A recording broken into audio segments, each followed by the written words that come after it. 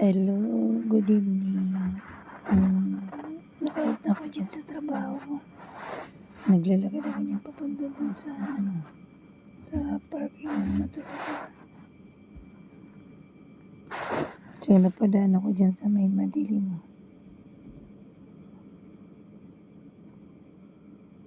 Ayan, malangga. Kahit pumabagyo. Pasok pa rin tayo.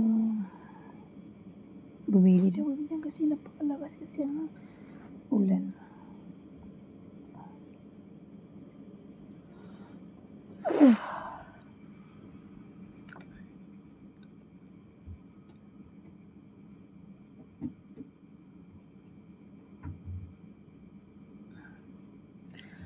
Habang naglalakad ako dyan, ayan. Punta na dyan ako sa baba.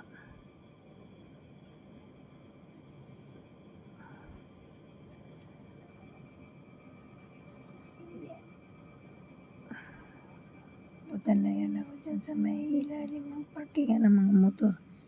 Kasi nandun yung motor kong nakaparada.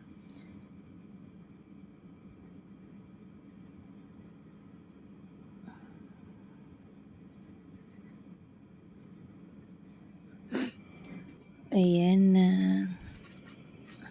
Malapit na ako dyan sa may parkingan. Kaso lang, naibit yung motor ko. Napaikutan ng ibang mga motor. Kaya tinawag ko yung nagbabantay dyan sa baba. Sabi ko, ilihis muna yung ibang motor para makalabas ako. Ay, ang hirap mga langga dyan. Ayan, nung nakarating na ako dyan sa may, Mandaluyong ba yun yata dyan? Grabe ang hampas ng hangin, nakakatakot mga langga yan.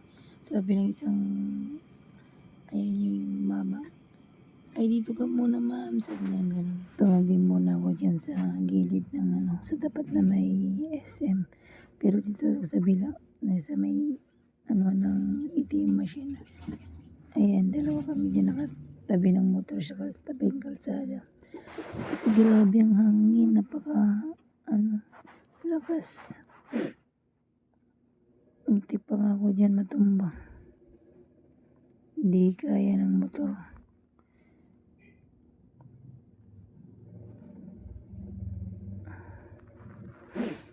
Kaya ang ginawa namin, gumilid kami dyan para hindi kami madisgrasya. Ayan.